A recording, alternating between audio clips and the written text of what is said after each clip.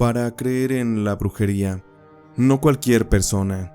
Me parece que solamente las personas que hemos tenido algo que ver con esto directamente podemos ser creyentes, porque hemos probado su gran poder y podemos decir que es real. Podemos asegurar que no es fantasía o charlatanería como muchos pudieran pensar. Al final cada quien habla como le fue en la feria, y en mi caso, la primera vez que consulté a una bruja, era una especie de tarotista. Mi amiga Mirta me llevó, esto a razón de que sospechaba que mi marido me estaba engañando. Las sospechas se habían derivado, ya que mi marido constantemente salía de viaje de trabajo. Aquello era normal porque él tenía un puesto administrativo bastante importante en una empresa también de gran importancia. Él constantemente tenía que atender asuntos en algunos otros estados de la República. Sin embargo, yo me imaginaba que en esos viajes él tenía sus que veres con otras mujeres. Estaba muy segura. Razones tenía muchas. La primera es que yo ya era una mujer, pues ya no tan joven. Tenía 47 años y mi cuerpo ya no era el mismo que cuando tenía 20 o 30 años. La belleza se me había esfumado. Era normal que a mi marido ya no le apeteciera estar conmigo. A él también ya se le notaban los años. Él tenía casi 60. Sin embargo, pues es bien sabido que el hombre cuando tiene dinero, no importa la edad, porque siempre va a haber una mujer que olfatee los billetes, una que sea capaz de entregar todo a cambio de dinero, sin importar que se tenga que revolcar con un viejo rabo verde, sin importar tener que aguantar el asco de los besos y de muchas cosas más que ya no me quiero ni imaginar, con tal de recibir beneficios económicos. Y mi marido era bastante pudiente en ese sentido. Él podría comprar el amor de cualquier jovencita, y eso es lo que me daba miedo. Por eso es que mi amiga Mirta me llevó aquel día con la tarotista, con aquella bruja curandera o lo que fuera, para que me sacara de dudas. Después de un rato de espera, Mirta y yo entramos. Aquella mujer bruja de nombre Laura nos pidió que nos sentáramos frente a ella, justo alrededor de una mesa igual redonda, que se dejaba cubrir con un mantel rojo. Muy misteriosa la mujer fumaba un cigarrillo, portaba un paliacate en su cabeza y unos aretes brillantes bastante grandes. La mujer tenía los ojos muy hermosos, un delineado extendido y una mirada transparente de sus ojos amielados. Tenía todo el aspecto de una gitana, de esas que salen en las novelas. De este modo comenzamos la sesión, y aquella mujer Laura, siendo amable pero con un tono frío de voz, nos preguntó: «Buenas tardes, señoras, me da gusto recibirlas. Ahora lo único que quiero saber es con cuál de ustedes dos voy a trabajar». Levanté la mano, y la tarotista levantó la ceja. Sentí que su mirada penetró a través de mis ojos, como si hubiera desnudado mi alma al instante. «Muy bien, señora, tome algunas cartas de este mazo. Necesito ver cómo está su situación». Mientras hacía lo que me pedía la mujer Laura, ella fumaba y yo estaba seleccionando las cartas, una por una. Cuando las coloqué boca abajo sobre la mesa, la mujer cerró los ojos y comenzó a hacer un rezo, como pidiendo permiso a las energías. Después de terminar, ella abrió los ojos y con su mano derecha comenzó a voltear las cartas una a una. Volvió a fumar y después de unos segundos me respondió: «Tienes problemas con tu marido, ¿verdad? Aquí lo puedo ver. Veo un conflicto entre ustedes dos. Es algo que traen guardado desde hace muchos años. No lo sé. Fue una diferencia de ideas o algo por el estilo, pero no sé por qué. Me imagino que ustedes llevan muchos años, pero solo los veo a ustedes dos. No tuvieron hijos, ¿verdad?». A partir de ahí me di cuenta que la cosa iba muy seria. En efecto, mi marido Rubén y yo no teníamos hijos. Yo nunca pude darle ese regalo, esa bendición, y por mi parte, me quedé con las ganas de ser madre. Las cartas no me mienten, señora, pero también puedo ver aquí que su marido tiene algo más que esconde. Es un secreto muy importante. No veo muy claro aquí, pero estoy casi segura que se trata de otra mujer, una muy cercana a él, alguien de su trabajo quizás, una secretaria. Si su marido tiene secretaria, posiblemente sea ella, casi estoy segura. Y esto no lleva poco, ya lleva varios años, unos 10 o 15, que comenzó ese romance. Lo que no entiendo es cómo su marido no se divorció de usted para seguir de otra forma, una nueva vida me refiero. Y hay algunas otras cosas también que puedo ver, pero está un poco nublado. Es una energía muy blanca, pero es como si yo no pudiera recibirla. Algo la está bloqueando, y tiene que ver con su marido y esta mujer. Y como me imagino que usted venía a esto, por ello es que le pregunto si usted quiere continuar, quiere descubrir más cosas, o con esto le basta. Yo puedo adivinarle cosas de su futuro, de su pasado, puedo darle consejos sobre cómo dirigir su vida, pero eso ya queda a su consideración. Si por ahora solo quería saber si su marido le engañaba o no, pues ya le he dado una respuesta. Ahora le toca a usted investigar. Ya con lo que me había dicho Laura estaba yo muy tensa, muy preocupada. Le dije que así estaba bien, que incluso necesitaba mejor salir a tomar aire, y ya de paso mejor nos iríamos. La señora Laura nos dijo que estaba bien, y después de pagarle, ella me dijo que si descubría la verdad con mi marido, y quisiera hacerle un trabajito para, digamos, darle una lección, pues entonces podría contar con ella. Le agradecimos y nos fuimos. Mirta y yo íbamos en el carro muy preocupadas. Yo iba llorando. Ella trataba de consolarme y me pidió que por qué mejor no verificábamos por nuestra cuenta. Debo decir de que yo jamás había ido al trabajo de mi marido. A él no le gustaba que yo anduviera por ese rumbo, pero aquella vez Mirta me convenció de que fuéramos a espiarlo. Dejamos el carro muy cerca del edificio donde él laboraba. Nos bajamos a caminar y detrás de un árbol nos escondimos.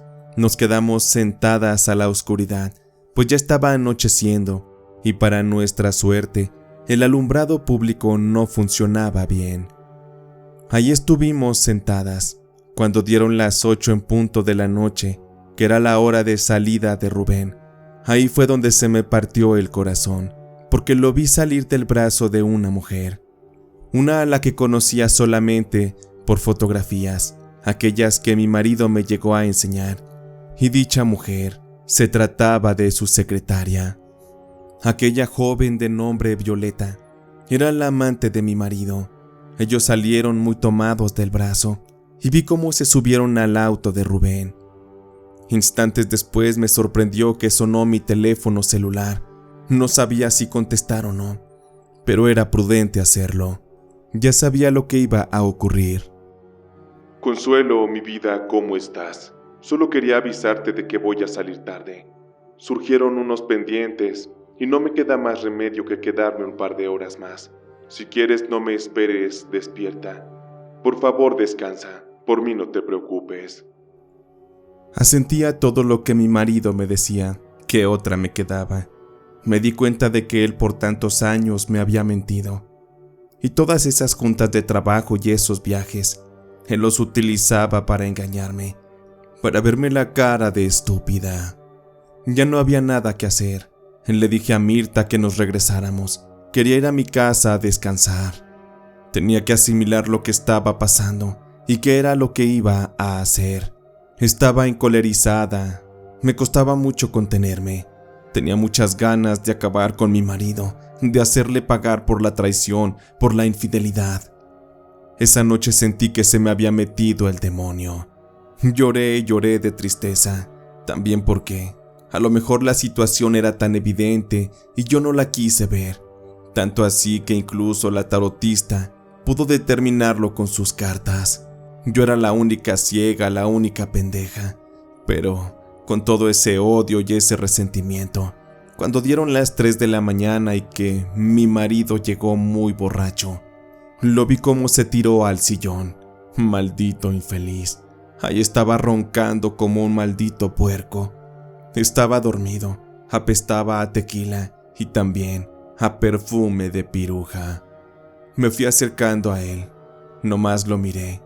Lloré de resentimiento y cerré el puño, y sin pensarlo fui a la cocina.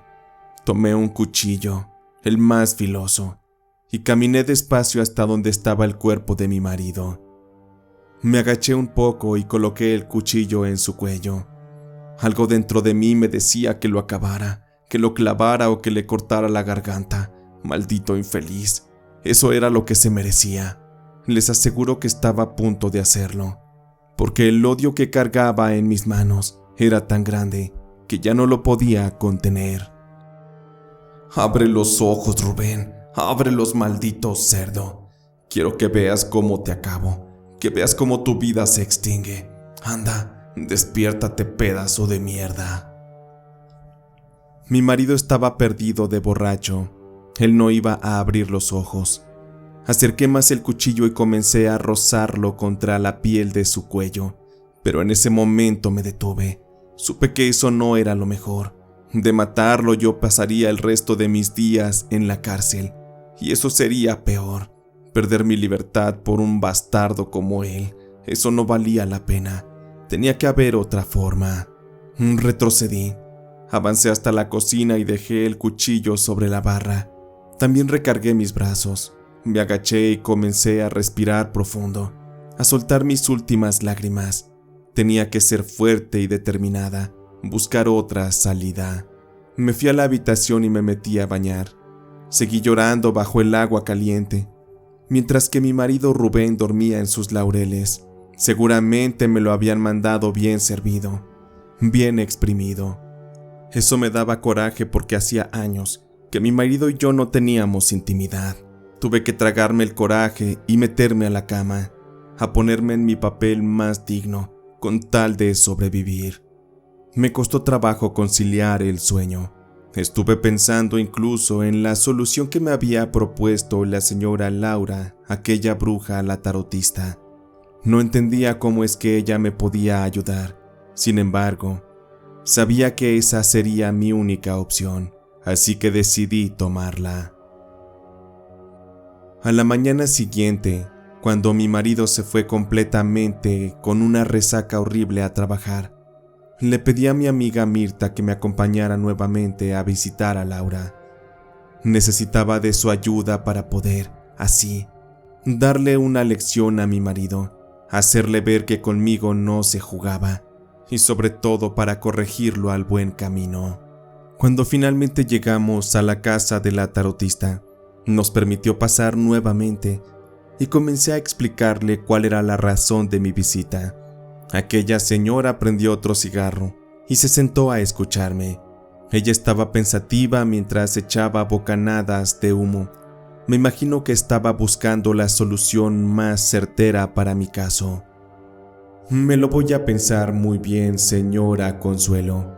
Necesito saber qué es lo que usted realmente quiere que hagamos con su esposo. ¿Quiere hacerlo sufrir? ¿Quiere acabarlo? ¿Quiere destruirle la vida o incluso matarlo? ¿Se atrevería usted a tanto? ¿Como para cuánto le alcanza el dinero y el rencor? Usted dígame, yo estoy a sus órdenes. Solo considere que cualquier decisión que usted tome no se podrá revertir. Esto es definitivo.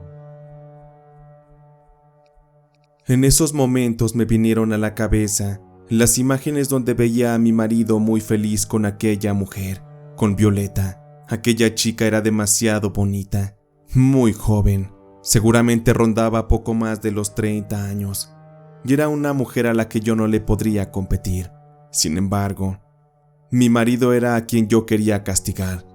Por eso es que le pedí a esa bruja que me ayudara, que simplemente quería darle su merecido, que la vida o el destino impusieran la cuota que él debía pagar. Esto acorde al daño que había ocasionado a mi matrimonio y quizá a otras personas más.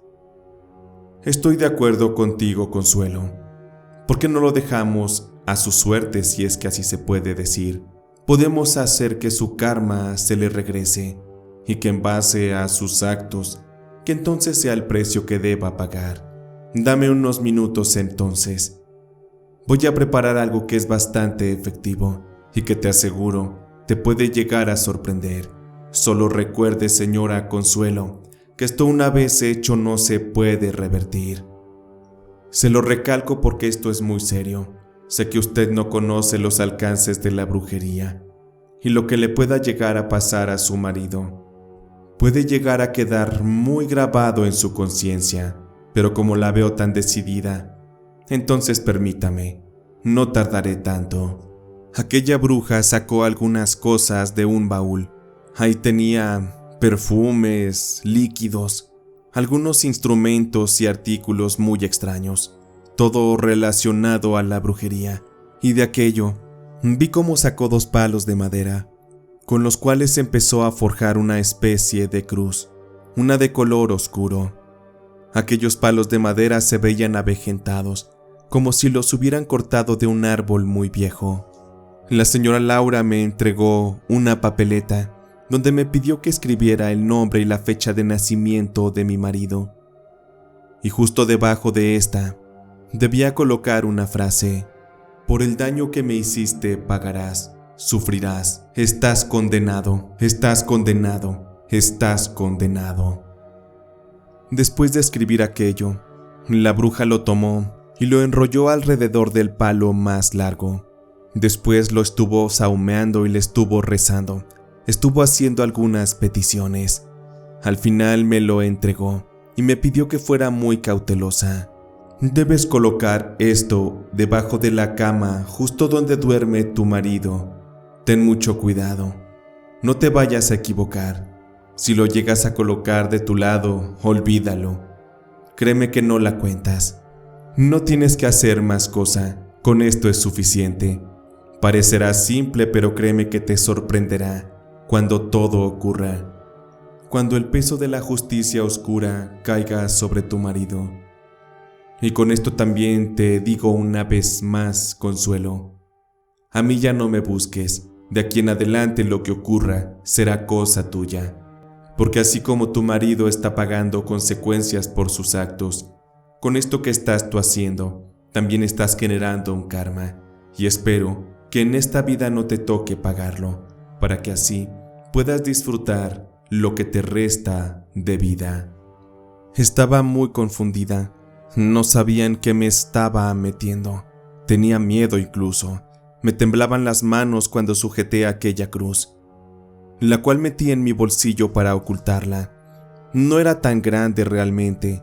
Habrá de medir unos 10 por unos 7 centímetros.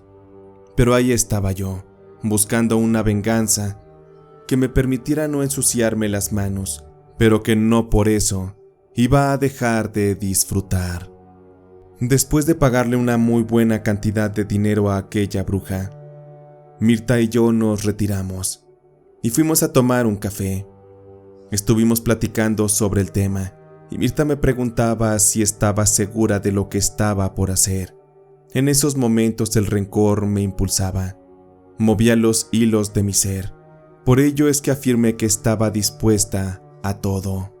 Al llegar a casa definitivamente tenía que hacerlo. Fui rápido hasta la cama, por debajo, y coloqué aquella cruz.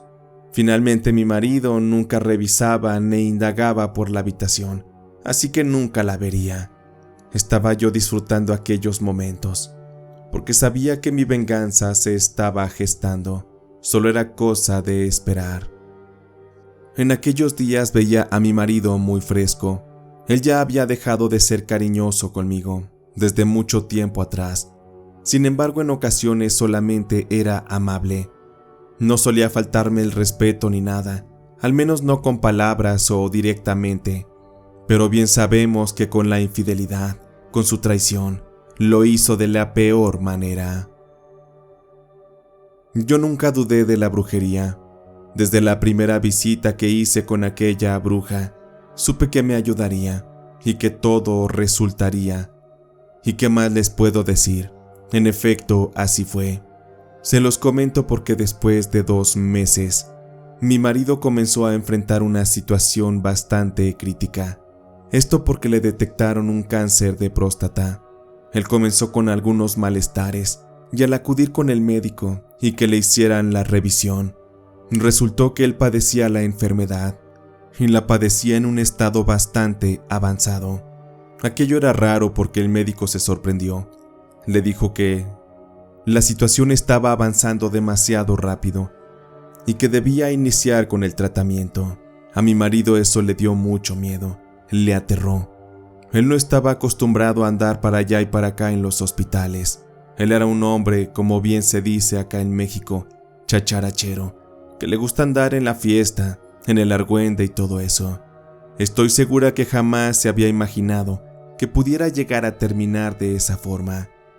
Pero en el fondo sabía que la brujería que le hice fue lo que lo enfermó, lo que lo llevó a estar al borde de la muerte. Mi marido Rubén se fue deteriorando poco a poco. Sin embargo, en un lapso de 6 meses, él ya parecía irreconocible, ya parecía un cadáver en vida. Como era de esperarse, yo lo estuve cuidando. No debía hacerlo, pero como sabía que la brujería lo tenía así, al menos de esa parte me hice responsable. A veces lo cuidaba su hermana, o a veces recibía visitas de sus amigos del trabajo, de su abogado de confianza. Los médicos finalmente lo desahuciaron. Cuando llegaba casi el final, recuerdo que hablé con él.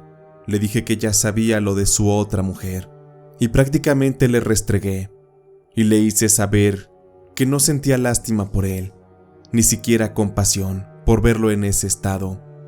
Le hice saber que la vida siempre castiga a quienes obran mal, y que aunque yo lo acompañaría hasta el último momento, amor por él ya no sentía, empatía tampoco, simplemente cumplía con mi rol de esposa, porque eso es lo que nosotros nos prometimos al estar en el altar. Rubén comenzó a llorar, ya casi sin fuerzas, solamente le escurrían unas lágrimas a través de sus mejillas. Le costaba trabajo hablar, se encontraba muy cansado, pero sé que no le gustó nada lo que escuchó.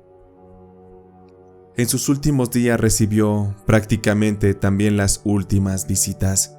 Rubén ya estaba a nada de morir, y cuando finalmente llegó el día, él murió en una agonía horrible. Él quiso morir en la casa, en su cama. Había un médico que lo atendía y le daba auxilios cuando lo necesitaba, pero aquello ya era imposible. Él ya tenía un pie del otro lado de la muerte, y finalmente ésta le llegó. Evité ser dramática, no quería llegar a esos extremos, y tal y como había sido la voluntad de Rubén, su cuerpo fue cremado, y las cenizas fueron veladas ahí mismo en la casa. Varias personas fueron a visitarnos, pero quien no asistió fue aquella chica Violeta, su amante. Seguramente antes de morir él la puso en advertencia para que no fuera y creara un conflicto. Así estaba mejor. Mientras más lejos pudiera tener a esa maldita ramera, yo estaría más tranquila. Después de velar aquellas cenizas, el pequeño contenedor fue enterrado justo al pie de un árbol que era el favorito de Rubén, y en efecto me sentía más tranquila. Ya no tenía quien me hiciera la vida imposible, quien me la destruyera. Después de una semana, el abogado personal de Rubén me mandó un citatorio para la lectura del testamento. Sabía que como legítima esposa de Rubén, todos sus bienes pasarían a mi nombre. Eso me daba tranquilidad y de alguna manera me garantizaba una vida tranquila y en la cual ya tenía planeado hacer ciertas cosas: viajar, ponerme a dieta, ir al gimnasio y darme unos retoques físicos. Quería ver la manera de en un futuro estar en la condición óptima para encontrar el amor nuevamente, un amor verdadero, uno que no me traicionara y con el que pudiera ser feliz. Llegado el día de la lectura del testamento, llegué 10 minutos antes. Le pregunté al abogado que por qué no iniciábamos, pues seguramente sería la única en escuchar. A esto el abogado me dijo que no, que aún faltaba una persona más. En ese instante sentí que se me cayó el mundo a pedazos. ¿Cómo que alguien más? No podía imaginarme que otra persona pudiera tener derecho a la herencia de mi marido. Eso no podría ser posible. Justo a la hora, y muy puntual, vi llegar a una persona, a una guapa mujer, ni más ni menos que a Violeta, la secretaria de mi marido. Pero lo más extraño, perturbador y horrible para mí es que Violeta no iba sola. Le acompañaban 2 niños, los cuales en cuanto los vi, sentí que casi me daba un infarto, porque los 2 niños tenían un parecido, pero de verdad, un parecido muy grande a mi difunto Rubén. ¿Qué estaría pasando ahí? No me quería imaginar lo peor, pero cuando el abogado hizo la lectura, lo comprendí todo. Bueno, pues no esperamos a nadie más. Voy a comenzar a hacer la lectura. Seré breve, y en representación del difunto señor Rubén, hago expresar la palabra y última voluntad que él tuvo. Y con esto, hago constar que, según su voluntad, la presente aquí, Violeta Gómez, queda como heredera de la casa del señor Rubén, no de la casa que usted conoce, señora Consuelo, sino de una casa que él tenía en la zona centro de la ciudad, que es en la que actualmente vive la señora Violeta, junto con sus 2 hijos, quienes por cierto son hijos del señor Rubén. Es por ello que él dedicó este testamento casi en su mayoría para ellos, para su crecimiento. El dinero de sus cuentas de banco servirá para que ellos puedan ir a las mejores universidades, puedan tener buenas oportunidades. Y mientras tanto usted, señora Consuelo, según la voluntad de su marido, no se le podrá entregar nada. Usted no está incluida. Simplemente se le debe avisar que necesita desalojar la casa lo antes posible, pues esa casa quedó como herencia para los 2 hermanos del señor Rubén, quienes viven en Estados Unidos y quienes por dicha razón no pudieron asistir a esta lectura. Creo que no hay mucho más que decir. Espero que esto no les genere inconformidad. Finalmente es la voluntad del difunto señor Rubén, y eso no se puede cambiar. Vi como aquella maldita ramera, Violeta, se retiró dándome la espalda junto con sus 2 malditos bastardos. Me estaba ardiendo el pecho. Sentía mucha rabia. Quería matarla a la desgraciada para quitarle lo que era mío, lo que por ley de vida y por ley civil me correspondía. Sin embargo, estaba siendo completamente humillada. Me quedé ahí sentada llorando. No me dolía la muerte de Rubén para nada, pero sí el que me hubiera dejado en la calle.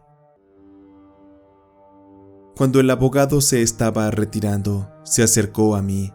Traía un paño de tono oscuro en sus manos. Después lo desenvolvió y me lo entregó. Antes de morir, el señor Rubén me pidió que le entregara esto. Me imagino que le resulta familiar, señora Consuelo. Solo usted y su conciencia sabrán de qué se trata o con qué intención lo hizo. Por ahora me despido. Creo que jamás en la vida nos volveremos a ver. Que tenga suerte, señora. Lo que aquel abogado me estaba entregando era la cruz de brujería que coloqué debajo de la cama. No sé en qué momento mi marido lo descubrió, pero yo fui descuidada. Me olvidé de aquello. Asumí que el hecho de que Rubén estuviera muriendo, sufriendo las consecuencias, eso era suficiente. Sabía que él jamás podría agacharse para buscar debajo de la cama, pero aún así, aquel día tenía en mis manos lo que yo misma sembré, aquel mal que acabó con mi marido. Saqué las conclusiones de que por eso él no me dejó nada. Supo que yo estaba intentando matarlo con brujería, que yo le deseaba la muerte. Seguramente por eso me sacó del testamento y aprovechó que el abogado le visitaba constantemente para poder modificar su última voluntad. Tomé aquello como un karma, como el pagar de las consecuencias por lo que hice. Ya me lo había advertido la bruja, que con mis actos yo también debía pagar. De la brujería nadie se salva, y allí estaba, completamente de patas en la calle, como una pordiosera, como una mendiga. Dignamente saqué mis cosas. Me fui a vivir con una de mis hermanas, de arrimada, pues ya que más daba, y hasta la fecha sigo viviendo con ella. Ambas hemos ido envejeciendo, y aunque a veces no nos soportamos, sabemos que como familia nos tenemos que apoyar. Realmente me da vergüenza tener que vivir así. Se dice muchas veces que el muerto y el arrimado al tercer día apestan, pero yo ya estaba podrida en vida, ya no tenía mucho futuro. Jamás aprendí a hacer algo, a trabajar. Siempre fui una mantenida, una mujer que dependió de un hombre, que pese a que le dio una mala vida, ahí seguía yo, de estúpida, recibiendo las migajas de su amor y su dinero. Pero ¿qué podía hacer? Así se me enseñó en la vida, y miren dónde fui a terminar. Pagué muy caro el rencor y la forma en que jugué con la brujería. Mi vida está dictada, y sé que moriré de una forma triste. En este relato nadie fue feliz, excepto Violeta. Ella sí se quedó con todo. Ella está disfrutando de las mieles de la herencia de mi marido, seguramente con otro hombre. Solo espero que a causa de esto, mi marido se esté revolcando en la tumba, de saber que hay otro que le está haciendo el amor a la que fue su mujer, otro que se gasta su dinero, otro que la llena de caricias y que quizás se burla de la muerte de Rubén, por haberle dejado el camino libre para estar con Violeta. Pero pues yo ya no puedo decir nada. Mejor me sigo preocupando de cómo voy a sacar el día, porque a veces no tengo ni para comer. Pero en fin, este es mi destino. Esta es la vida que yo elegí porque tomé una mala decisión. Porque esto, señoras y señores que me escuchan, esto es lo que pasa cuando se utiliza la brujería. Hacía años atrás que llegué a una edad en la que comenzaba a sentirme viejo. Ya tenía 50 y la soledad me estaba afectando mucho. Pese a que tenía hijos, ellos ya estaban haciendo sus vidas y mi relación con ellos no era para nada la mejor. Por otra parte, yo estaba divorciado desde tiempo atrás y después de eso, tuve un par de relaciones fallidas que lo único que hicieron fue que yo me sumergiera más en mi ritmo de trabajo. Mis jornadas se volvieron muy pesadas, tanto que no tenía tiempo de deprimirme o sentirme solo. Los números y las ganancias eran mi meta. La verdad me estaba yendo muy bien.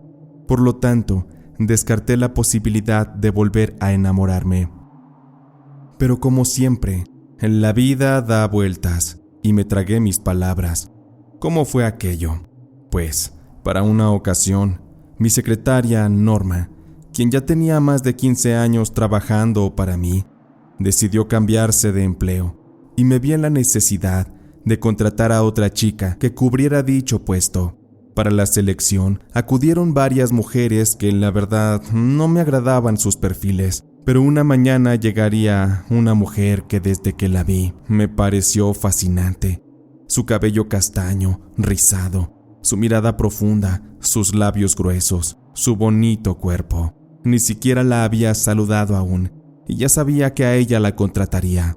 Sonaré muy poco profesional al decir que su belleza sería el factor principal para su contratación, pero hacía muchos años que no me cautivaba tanto la personalidad y los encantos de una chica a primera vista. Cuando comencé a entrevistarla, supe que su nombre era Mónica. Yo no perdía de vista sus labios, me la estaba comiendo con la mirada. Tuve que enfocarme en lo profesional, porque no quería verme tan evidente, tan urgido.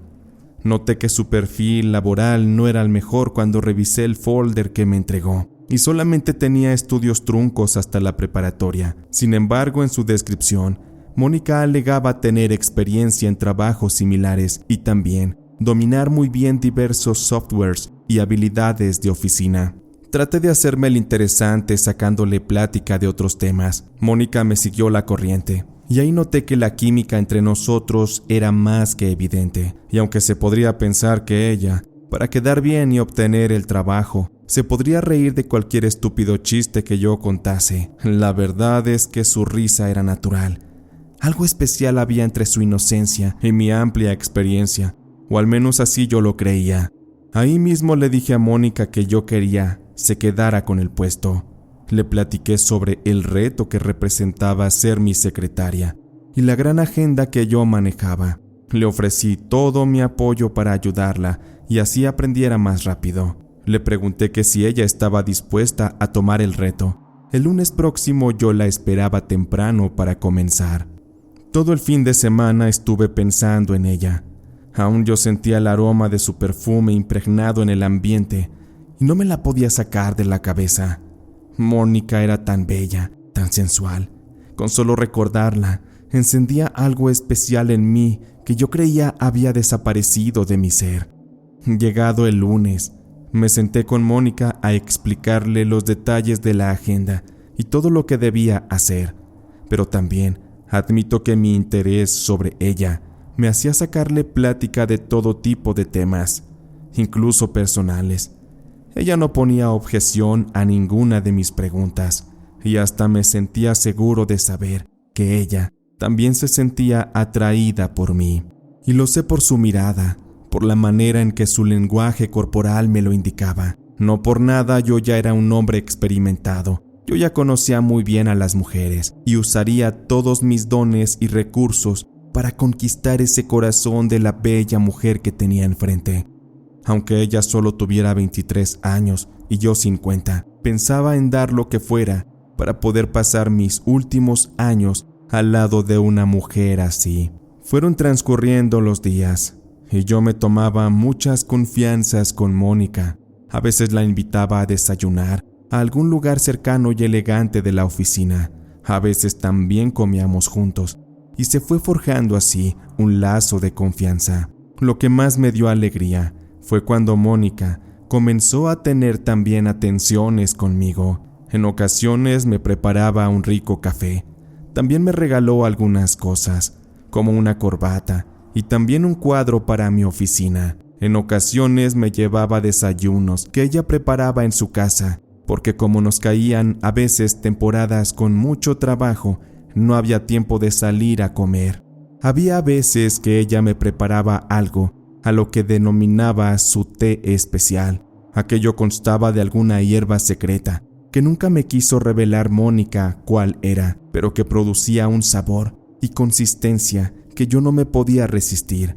Sentí que me estaba volviendo adicto a esa bebida después de que la probé varias ocasiones, pero asumí que se trataba de algo convencional, así que nunca me resultó nada sospechoso. Para mí, Mónica siempre tendría las mejores intenciones en su servicio.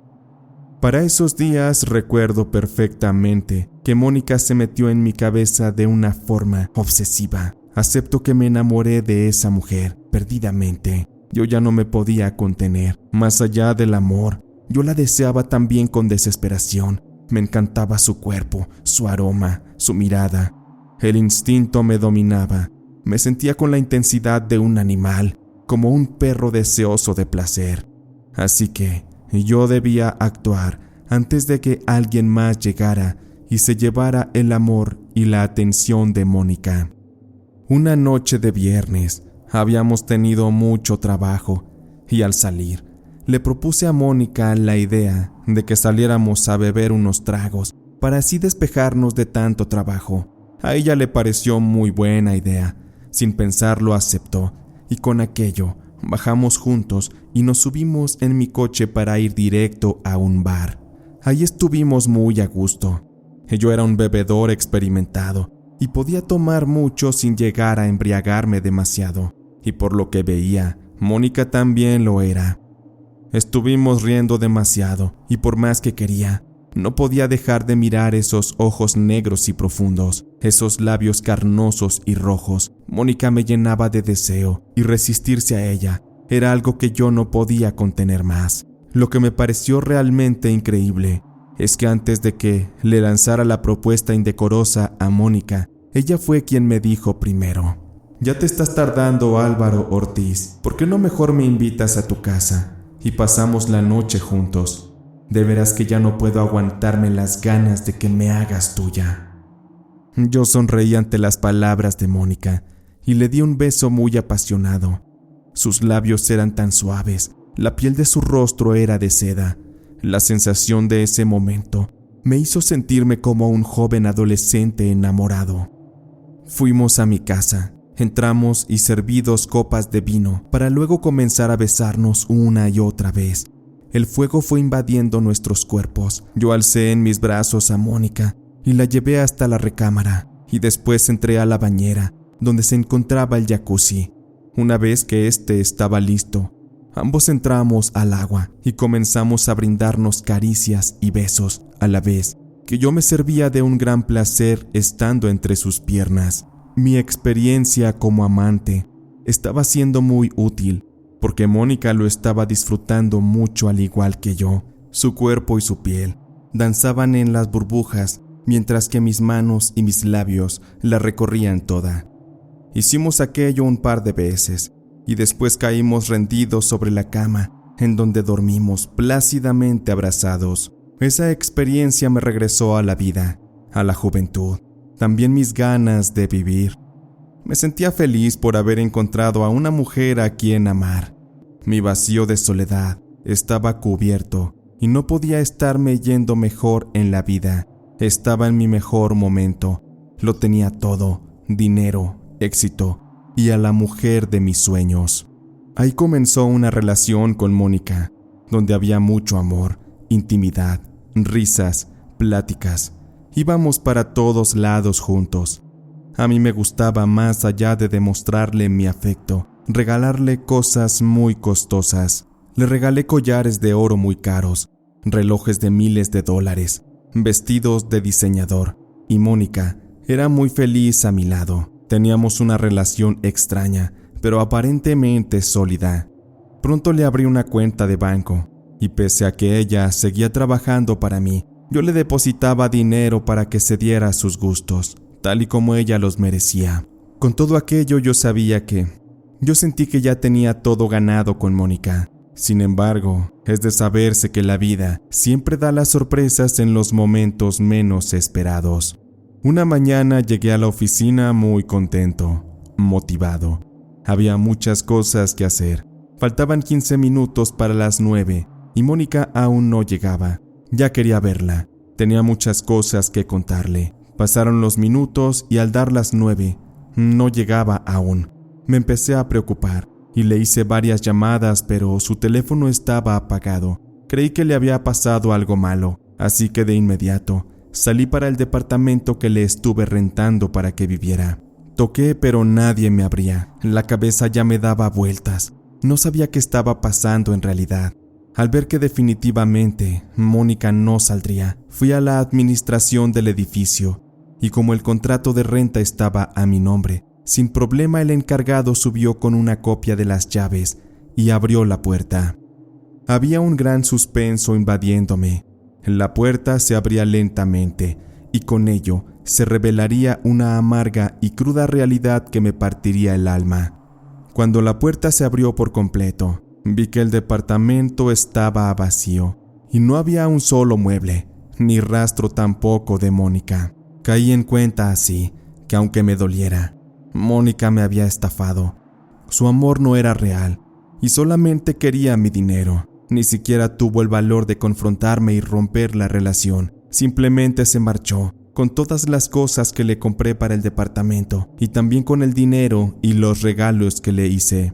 Realmente yo no reclamaría lo que le regalé si es que la relación hubiera terminado sanamente, porque el dinero y los regalos fueron hechos de corazón, pero al haber ella huido, con eso se hizo de delito y me dio a entender que solo buscaba sacarme dinero para después largarse a tener una vida más cómoda y quién sabe y hasta con un amante mucho más joven.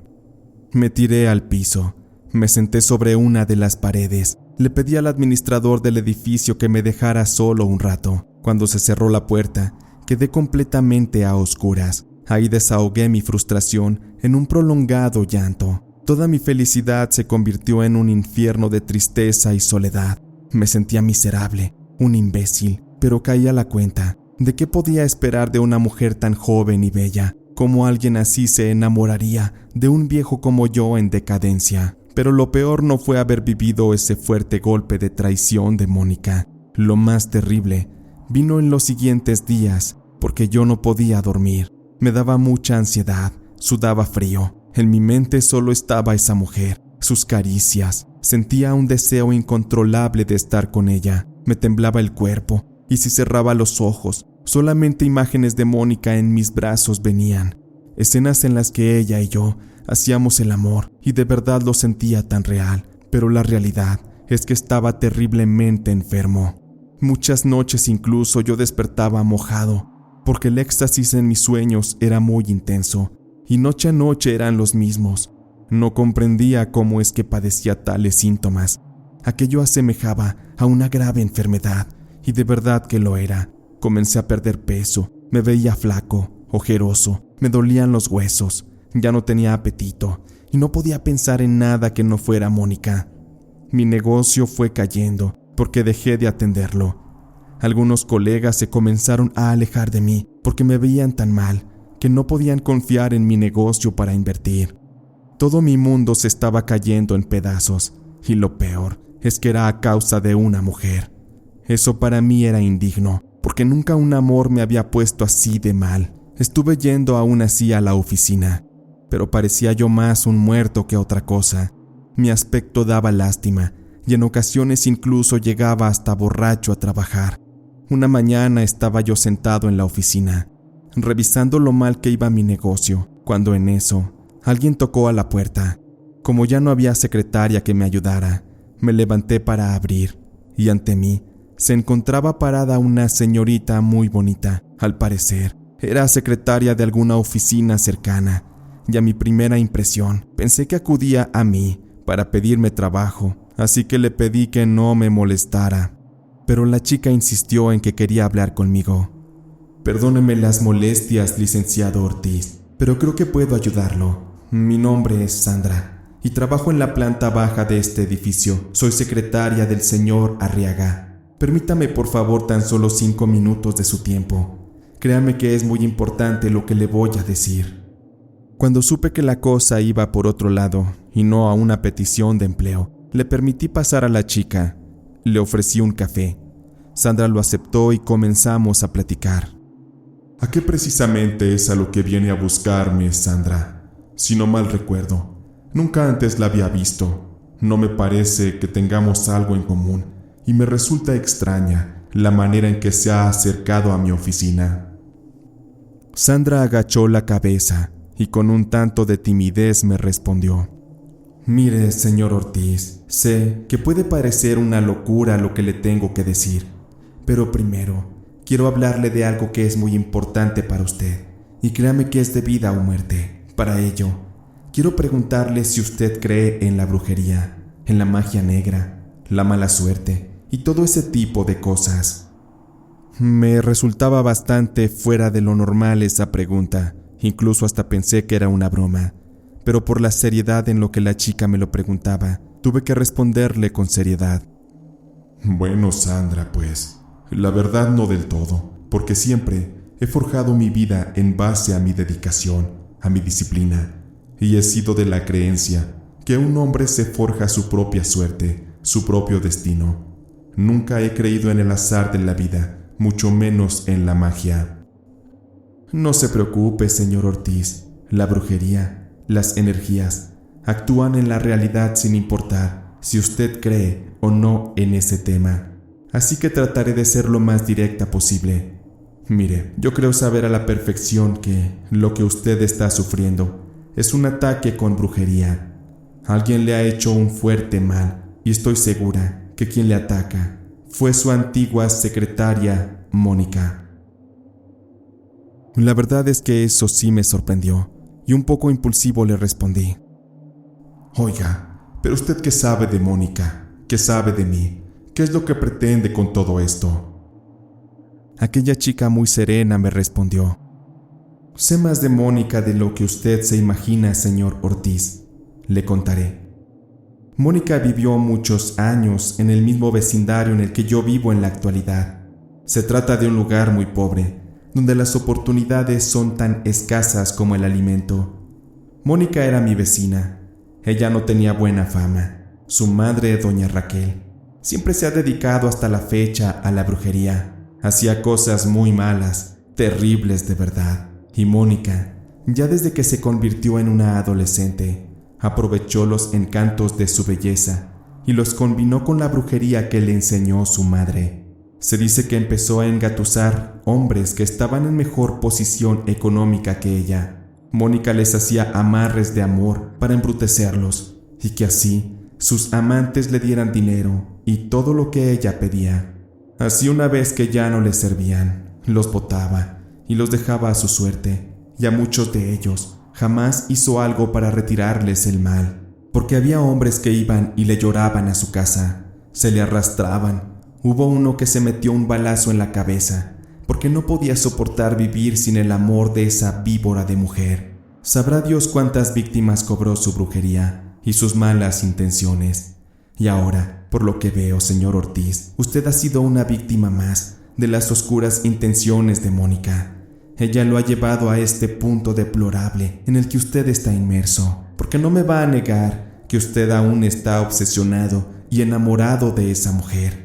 Y si usted me lo permite, señor Ortiz, yo puedo llevarlo con alguien quien le puede retirar ese mal que Mónica le ha sembrado en el alma para acabarlo, porque estoy segura que si no actuamos, su vida corre peligro. Me quedé callado un momento después de escuchar lo que Sandra me dijo. Pensé un poco y después le respondí: La verdad, no sé qué decirle, Sandra. Esto que me cuenta parece tan sacado de una telenovela, de un cuento de hadas. Me cuesta trabajo creerlo. Sin embargo, una pequeña parte de mi ser me dice que debo de confiar en usted, pero también tengo una duda. ¿Por qué quiere ayudarme, Sandra? Usted no me conoce. ¿Por qué tanta amabilidad hacia mí? Sí lo conozco, señor Ortiz. Desde hace muchos años, de hecho. Su figura me ha resultado inspiradora. Le contaré una pequeña anécdota. Cuando era niña, tendría yo unos 7 años, y recuerdo muy bien que usted y otros de sus colegas acudían a diversos vecindarios pobres a hacer donativos. Nos daban despensas, regalos, juguetes en días de Navidad, y a mí jamás se me olvidará que gracias a usted muchas veces comimos, y también, en una ocasión, yo recibí con mucha ilusión de sus manos una bicicleta, y mis hermanos también recibieron juguetes. Usted nos regaló una esperanza de que se podía ser feliz, de que se puede ser alguien importante en la vida, que se puede ayudar también de corazón. Por eso, así como usted en alguna ocasión me ayudó a ser mejor, hoy yo quiero extenderle mi mano. Por eso le ruego que confíe en mí. De verdad, no tengo palabras para todo esto que me ha dicho Sandra. De verdad estoy confundido, conmovido y agradecido de que hoy en día esté aquí, y sobre todo de que haya salido de la adversidad de un lugar con tantas limitaciones. Por lo tanto, acepto esa ayuda, Sandra. Lléveme a ese lugar donde me puedan ayudar. Quiero volver a ver la luz. Necesito renacer. Sandra fue muy amable conmigo, y días después de aquella charla, fuimos en mi auto hasta un lugar lejano, fuera de la ciudad, donde nos recibiría una mujer de edad avanzada, una tal Nazaria. La señora ya tenía dificultad visual, se veía cansada, pero ella seguía de pie para tratar de ayudar. Había una muchacha que le arrimaba las cosas y que parecía ser su aprendiz. Recuerdo me sentaron en un banquito de madera y la señora, con dificultades, caminaba alrededor mío y me rociaba con una agua preparada, algo con hierbas y cosas que para mí no eran conocidas. Sentí una relajación con aquello, y también como la viejita ya no podía hablar mucho, su ayudante me pidió que me pasara a un petate, donde me acostaron y me arrimaron un líquido en una ollita de barro.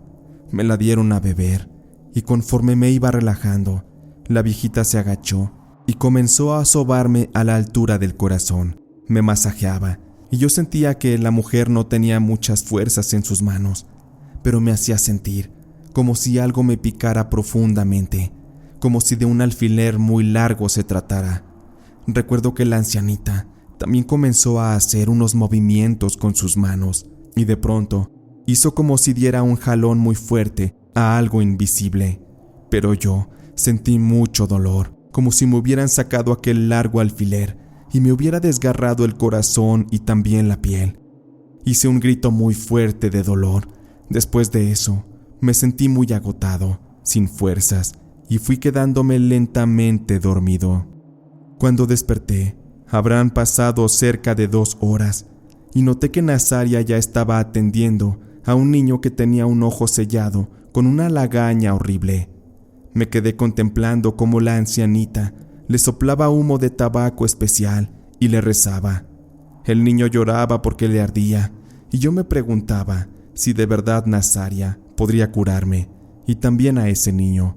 Me cuestionaba sobre la veracidad de la brujería. Cuando Nazaria terminó con aquel chico, yo me levanté, y Sandra me pidió que ya nos fuéramos. Nos despedimos de aquella ancianita curandera, le pagamos y le dimos las gracias. Volvimos a casa. Yo estaba cansado, así que Sandra condujo. Hubo mucho silencio en el camino. Yo tenía 1000 preguntas en mi mente, y Sandra confiaba en que las cosas saldrían bien.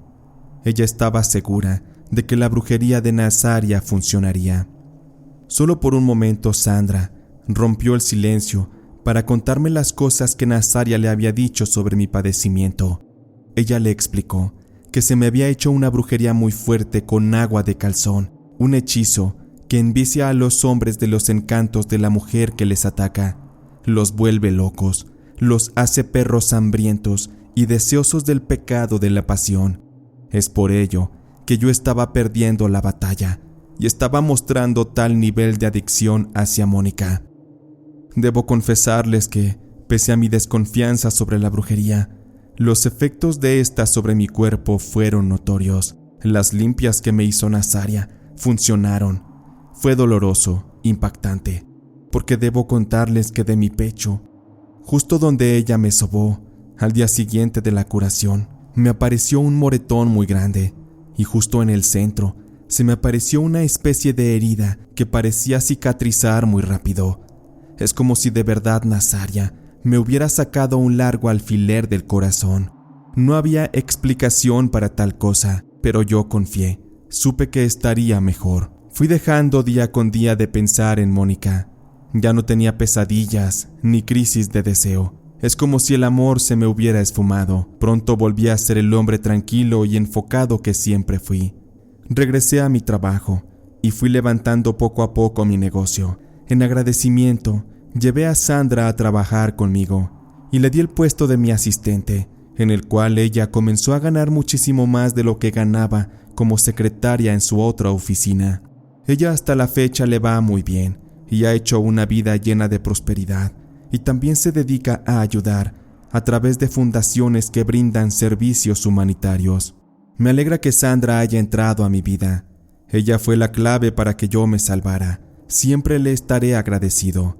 De Mónica, realmente hay poco que decir. Solo sé que ella sufrió su karma. Por fuentes cercanas, supe que se había metido con un empresario multimillonario, el cual era un gran inversionista, y como estaba enamorado de Mónica, él le prometió que la ayudaría a invertir su dinero para multiplicarlo, ya que Mónica para ese tiempo también tenía bastante en su cuenta de banco. Y en realidad las intenciones de aquel hombre eran buenas, además era poderoso, pero este sujeto también era víctima de las malas y oscuras intenciones de mi antigua amante. Debo decir que para esto, Mónica no desaprovechaba oportunidades de enredarse con tipos importantes, y en una de esas, aquel novio de Mónica la encontró en la cama con 2 hombres. A aquel sujeto se le partió el alma de ver cómo entre aquellos 2 sujetos poseían y gozaban el cuerpo de su amada, y cómo ésta se regocijaba de placer como un animal. A Mónica ahí se le cayó su teatro, y su novio furioso casi tenía ganas de matarla, pero en lugar de eso, lo que hizo para vengarse fue que la dejó en la calle, porque no le regresó ni un solo $1 de su dinero. Además de eso, con sus influencias, hizo que las puertas se le cerraran a Mónica, llevando todo eso a que ella ya no pudiera enredarse con tipos del mismo círculo social elevado al que pertenecía aquel hombre. Por lo tanto, Mónica regresó al barrio pobre donde había iniciado, junto a la bruja de su madre. Aunque yo no le guardo rencor, es triste su vida en la actualidad. Mónica se comenzó a prostituir y a drogar, y a causa de todo esto, su cuerpo ha sufrido un fuerte castigo, Está muy delgada, casi en los huesos, y se le ve andar por las calles en minifaldas, vagando y buscando clientes para sacarles un par de pesos con los cuales comprar más sustancias para consumir. Ella se volvió esclava del infierno en vida, donde estoy seguro que tendrá un final lamentable y muy triste. Concluyo que el verdadero paraíso no está hecho para las ratas. Mónica no estaba destinada a vivir en la riqueza ni en la felicidad, y solo me queda buscar olvidar todo esto que ha sido un capítulo horrible en mi vida, porque aunque al principio me costaba trabajo aceptarlo, pero es una verdad que soy una víctima más de aquella tan famosa agua de calzón.